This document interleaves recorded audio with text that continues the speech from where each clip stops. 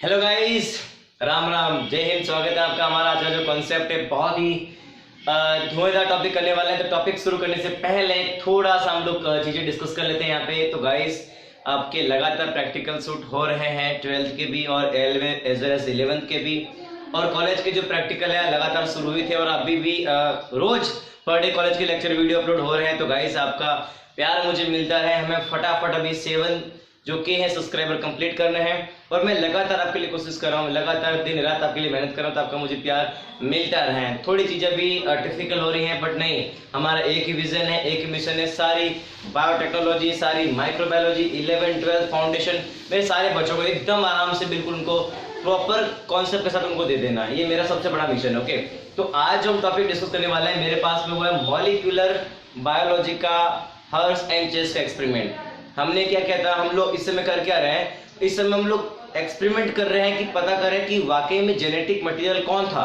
क्या था? वाकई में जेनेटिक मटेरियल कौन था? डीएनए था, आरएनए था?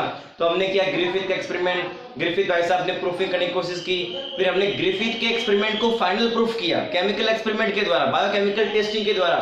वो परफॉर्म करने के बाद में फिर हमने स्टार्ट किया आज जो सबसे इंपॉर्टेंट एक्सपेरिमेंट मेरे पास में है, वो मेरे पास में यहाँ पे हर्स एंड चेस का एक्सपेरिमेंट। कौन सा है? हर्स एंड चेस का एक्सपेरिमेंट। बहुत इंपॉर्टेंट है, बोर्ड के एग्जाम में कई बार ध्यान रखना आता है। ओके, तो ये एक्सपेरिमेंट को समझना है कि जो हर्स एंड चेस भाई साहब ने क्या कहानी की थी पूरी, इसको समझते बहुत ही इंपॉर्टेंट कॉन्सेप्ट है, बहुत बहुत इजी है, पर बच्चों को समझ में नहीं आता। देखो, फंडा नंबर 1, हर्स एंड चेस ने कब किया परफॉर्मिंग, ध्यान रखना 1952। कब की बात ध्यान रखना? 1952 की बात ध्यान रखना। इन बंदों ने अपने एक्सपेरिमेंट में दो चीज ली। क्या ली? दो चीज ली। एक लिया बैक्टीरियोफेज और एक लिया बैक्टीरिया। नाम बोल रहा हूं T2 बैक्टीरियोफेज। अभी बैक्टीरियोफेज का क्या मीनिंग है? ऐसे वायरस जो बैक्टीरिया को इन्फेक्ट करते हैं। मैं रिपीट करूं, बैक्टीरियोफेज का अगर मीनिंग क्लियर नहीं है तो बैक्टीरियोफेज का मीनिंग होता है ऐसे वायरस जो बैक्टीरिया को इन्फेक्ट करते हैं, उन्हें क्या बोलते हैं? बैक्टीरियोफाज कहते हैं। तो मेरे पास कौन से T2 बैक्टीरियोफेज लिए मैंने? क्लियर कहानी यहां तक? नंबर 2, मेरे जो सेकंड रिक्वायरमेंट थी वो मेरे पास में था बैक्टीरिया। कौन सा था? बैक्टीरिया। यानी वायरस अफेक्ट तो करेगा बट किसे इन्फेक्ट करेगा? तो मुझे चाहिए बैक्टीरिया। तो मेरे पास जो बैक्टीरिया वो मेरे पास कौन सा है? ई कोली बैक्टीरिया। कौन सा वाला बैक्टीरिया मेरे पास में? ई कोली मेरे पास में बैक्टीरिया। यहां तक कहानी क्लियर? से क्या कर रहा हूं, जुगाड़ वालों क्या कर रहे हैं? तो उन्होंने क्या बोला साहब कि जो बैक्टीरियोफेज होता है, ध्यान रखना, जो वायरस होता है वो सब प्रोग्राम को इन्फेक्ट कर देता है। ठीक है, अब हमने क्या किया, यहाँ पे मेरे पास में ई कोली बैक्टीरिया था, ये मेरे पास में वायरस था। Okay, bacteriophage. अब मैंने क्या किया, इस बैक्टीरियोफेज को कल्चर करवाया। क्या करवाया मैंने? इसको कल्चरिंग करवाया। मैंने इसको रेडियो एक्टिव एलिमेंट देना है, मुझे इसमें क्या करना है? रेडियो एक्टिव एलिमेंट डालना है। तो मैंने क्या ध्यान रखना, जो मेरे पास जो कल्चर मीडियम है, क्या लिया मैंने?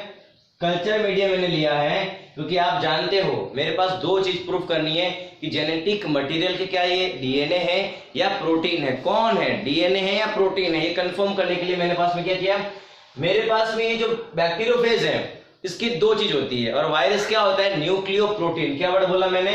न्यूक्लियोप्रोटीन। क्या वर्ड बोला मैंने? न्यूक्लियोप्रोटीन। ओके, यानी कि nucleic acid, that means genetic material, और क्या होता है उसमें? प्रोटीन। ओके, ये जो उसकी क्या होती है? आउटर कवरिंग होती है, प्रोटीन और डीएनए। तो हमने क्या किया, इसके जो डीएनए है ना, इसको हमने क्या किया? आइसोटोप हमने देना था।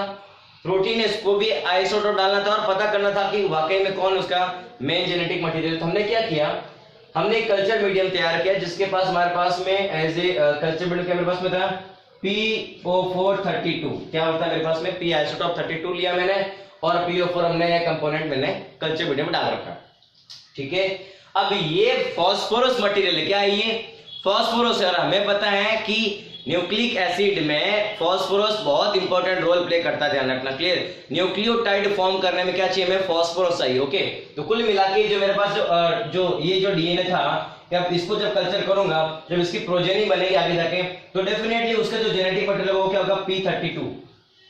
भाई इस मेरे पास में कल्चर मीडियम, ये मेरे पास में कल्चर मीडियम है। ओके, इस कल्चर मीडियम में मेरे पास बहुत सारे वायरल है। ओके, इन्हें कल्चरिंग कर रहा हूं मैं। अब जब मैं कल्चरिंग करूंगा तो इनकी जो प्रोजेनी बनेगी, उनकी प्रोजेनी में जो भाई हमें क्या चाहिए? नया वायरल बनाने के लिए प्रोटीन और न्यूक्लिक एसिड चाहिए। और न्यूक्लिक एसिड क्या होता है? न्यूक्लियोटाइड की चेन होती है, और न्यूक्लियोटाइड में क्या चाहिए होता है? फास्फोरस चाहिए, शुगर चाहिए, नाइट्रोजन बेस चाहिए। ओके, तो मेरे यहाँ पे जो फास्फोरस हमने जो डाला है एज ए मटेरियल के रूप में अंदर, तो कौन सा मेरे पास में? P32 यानी सिंपल भाषा में जो नया वायरल बनेगा, ये जो नया बैक्टीरियोफेज बनेगा, उसका जो डीएनए होगा वो क्या होगा, P32। क्या होगा, P32 होगा। क्लियर कहानी यहां तक समझ में आ रहा है? बहुत सिंपल है। सेम कहानी हमने क्या किया, दूसरे कल्चर लिया, उसमें मैंने क्या चाहिए डाला, मैंने क्या उसमें S35 यानी SO4। क्या डाला मैंने, SO4। और ये जो SO4 ध्यान रखना है, ये प्रोटीन का जो कोट है कौन सा आपका, आप जानते हैं कि वायरस के पास में जो आउटर कवरिंग होती है, क्या होती है वायरस की, जो ये आउटर कवर होता है, क्या होता है, जो आउटर कवर होता है, आउटर कवर प्रोटीन का बना होता है। ओके, अब प्रोटीन क्या होती है उसकी अमीनो एसिड की लॉन्ग चेन, और अमीनो एसिड को फॉर्म करने में मेरे क्या चाहिए, यहाँ पे सल्फर की रिक्वायरमेंट पड़ती है। ओके, तो मैंने क्या किया, इसको यहाँ पे सल्फर मीडियम दे दिया, और ये जो नया यहाँ पे क्या बना, बैक्टीरियोफेज बना है, इसकी जो प्रोटीन कवर है उसमें क्या चला गया, ये S35। यहां तक आने क्लियर, बहुत सिंपल है। यानी मैंने क्या कुछ नहीं किया है, मेरा जो बैक्टीरियोफेज था दो मैंने लिए हैं। दो बैक्टीरियोफेज कौन कौन से हैं, एक ऐसा बैक्टीरियोफेज जिसके पास में क्या है, जेनेटिक मटेरियल में P32 है। दूसरा मेरे पास में बैक्टीरियोफेज है जिसकी प्रोटीन के अंदर, जिसको आउटर कवर के अंदर क्या अवेलेबल है, S35 है। ओके, अब मैंने एक्सपेरिमेंट करना शुरू किया।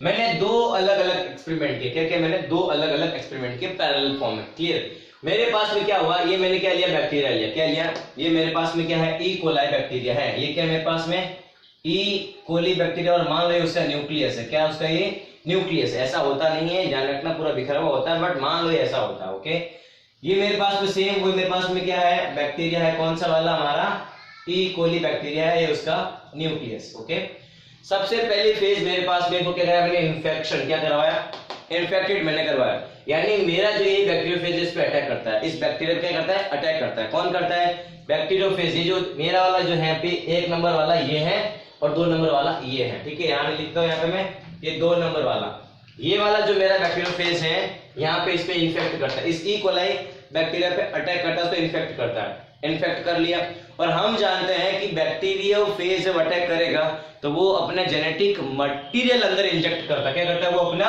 जेनेटिक मटेरियल अंदर इंजेक्ट करेगा। तो उसका जेनेटिक मटेरियल क्या हुआ मेरे पास में, मान लीजिए ये यहाँ पे आ गया, और क्या गया उसके साथ ये जो बैक्टीरियल जो जेनेटिक मटेरियल उसके साथ बाइंड हो गया। क्या किया मैंने, वापस रिपीट कर रहा हूं, इन्फेक्ट हुआ, मेरे बैक्टीरियोफेज ने इन्फेक्ट किया बैक्टीरिया को। इन्फेक्ट करेगा तो वो अपना जेनेटिक मटेरियल, कौन, वायरस, अपना जेनेटिक मटेरियल उस बैक्टीरिया के अंदर इंजेक्ट कर देगा।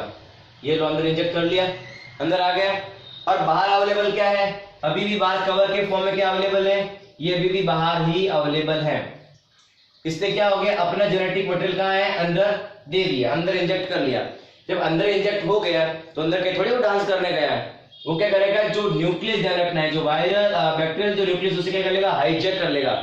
यानी ये वायरल न्यूक्लिक एसिड, ये वायरल जो डीएनए है, वायरल जो जेनेटिक मटेरियल है, ये बैक्टीरिया की जो न्यूक्लिक जो पूरा प्रोग्राम है जेनेटिक मटेरियल से अपने कंट्रोल में ले लेगा, अपने उसे मतलब सिंपल भाषा में बैक्टीरिया के न्यूक्लियस को वो हाईजैक कर लेगा और अपने कंट्रोल में ले लेगा और अपने रेगुलेशन में ले लेगा। जब ये अपने रेगुलेशन में ले लेगा, सेम का इधर भी होगी, इन्फेक्टेड किया, अंदर रिलीज किया, बाहर अभी भी कवर अवेलेबल है। ओके, याद रखना इसका जो जेनेटिक मटेरियल ये कौन सा है, P32 है। इसका जो बाहर का कवर है वो कौन सा है, S35। कौन सा है, S35। तो ये कवर तो बाहर रह गया ना, S जो 35 क्या है, S35 बाहर सरफेस पे रह गया। अंदर कौन इंजेक्ट हुआ, उसका जेनेटिक मटेरियल है जो नॉर्मल है। सेम कहानी, इसने क्या किया, इसको हाईजैक कर लिया, इसे क्या कर लिया, अपने कंट्रोल में ले लिया। क्या ले लिया, इसको अपने कंट्रोल में ले लिया। ओके, यानी इसको अपने रेगुलेशन में क्या ले लिया, अपने रेगुलेशन में ले लिया। और क्या करेगा, इस ही बैक्टीरिया के न्यूक्लिक एसिड को यूज करते हुए अपनी फैक्ट्री की तरह यूज करेगा और नए क्या बनाएगा, वायरल क्या बनाएगा, नए वायरल फॉर्म बनाएगा, नए बैक्टीरियोफेज बनाएगा। यानी यहाँ पे अब क्या हो रहा है, जब इस पे क्या कर लिया, कंट्रोल या इसको हाईजैक कर लिया गया, तो इसे बोलेगा तू मेरी वायरल प्रोटीन बना और वायरल न्यूक्लिक एसिड बना। तो ये जो वायरल प्रोटीन वगैरह बनती हैं, मान लीजिए ये हमारी क्या है, वायरल प्रोटीन है, मतलब ये हमारा क्या है, वायरल का न्यूक्लिक एसिड है। और ये मेरे पास में क्या बने हैं, ये मेरे पास बना है वायरल का प्रोटीन है। ओके, वायरल प्रोटीन और वायरल का न्यूक्लिक एसिड दोनों मिले और क्या फॉर्म हुए, अंदर बहुत सारे नए न्यूक्लियो प्रोटीन के फॉर्मेट के अंदर नए न्यू वायरस क्या फॉर्म हो गए, यहाँ पे ये न्यू वायरसेस। ओके, या मैं बोल सकता हूँ कि न्यू बैक्टीरियोफेज के फॉर्म है, यहाँ पे न्यू बैक्टीरियोफेज यहाँ पे मैंने फॉर्म कर लिए। ओके, सेम कहानी इसमें भी होगी। इसमें क्या बने मेरे पास में न्यू, क्या बने मेरे पास में बैक्टीरियोफेज, यहाँ पे ध्यान रखना ये फॉर्म हो जाते हैं। फॉर्म हो गए, फॉर्म होने के बाद सीधी सी कहानी, आप लोग जानते हैं कि ये प्रकृति का सिस्टम है, जब यहाँ पे काम किसी का हो जाता है तो ये लोग लात मार उसको निकाल देते हैं। यानी इन वायरस में ये जो वायरस जो अंदर आए थे, ध्यान रखना, जो उसका जेनेटिक मटेरियल अंदर आया था, ये जेनेटिक मटेरियल ने बैक्टीरिया के पूरे डीएनए को अपने कंट्रोल में ले लिया और नए नए वायरस बनाए, उसको फैक्ट्री की तरह यूज किया, प्लस उसको मार दिया गया और मार के उससे बाहर निकल गया।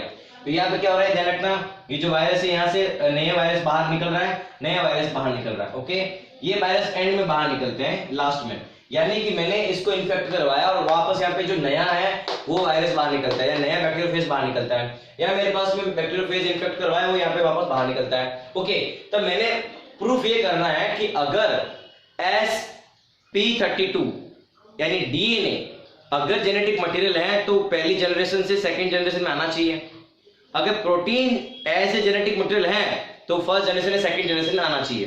तो हमने जब इसका चेक किया, रेडियो एक्टिविटी सब चेक किया हमने, ठीक है, रेडियो एक्टिव के सारा प्रोग्राम हमने जब वापस हमने चेकिंग किया तो हमें पता चला कि ये वाला एक्सपेरिमेंट नंबर 1 का जो बैक्टीरियोफेज मिला, इसके डीएनए में हमें p32 मिला, इसके न्यूक्लिक एसिड के फॉर्म में क्या मिला, उसके कंपोनेंट में p32 मिला, यानी इसके जेनेटिक मटेरियल में हमें वो आइसोटॉप मिला जो हमने यूज किया था।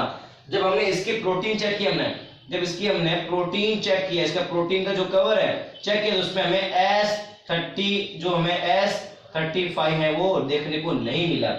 ये इसका मतलब प्रोटीन ही आगे नहीं आया है, क्योंकि यहाँ पे क्या है, इसकी जो आउटर कवरिंग है वो रेडियो एक्टिव है, या उसको हमने आइसोटॉपिक फॉर्मेट पे लिया है, S35 तो बाहर ही रह गया, यानी कि ये प्रोटीन कवर देखो अंदर आया नहीं, अंदर कौन है, उसका डीएनए है, और डीएनए नॉर्मल था तो यहाँ पे क्या सब कुछ नॉर्मली फॉर्मेट हुआ, तो इसकी जो प्रोटीन बनी है, इसका जो कवरिंग बना उसमें S35 अवेलेबल नहीं है, और यहाँ पे जो उसके जेनेटिक मटेरियल था जो p32 था, और यहाँ पे भी इसके जो नई प्रोजेनी बनी उसके डीएनए में क्या था, p32 था। तो ये प्रूफ यहाँ रखना हर्षवर्धन ने कर लिया कि साहब जेनेटिक मटेरियल के रूप में कौन है, सबका बाप डीएनए। कौन है सबका बाप, डीएनए। डीएनए ही ध्यान रखना एज ए जेनेटिक मटेरियल में फर्स्ट एक जनरेशन से सेकंड जनरेशन में ट्रांसफर होता है।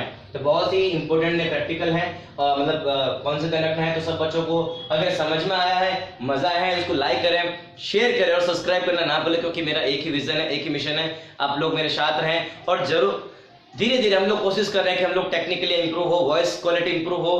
तो समय अभी थोड़ा इकोनॉमिकल प्रॉब्लम चल रही है, तो हम लोग जरूर आगे जाके हम बहुत बढ़िया से काम करेंगे। तो आपका प्यार मिलता रहे। जय हिंद, जय भारत, नमस्कार।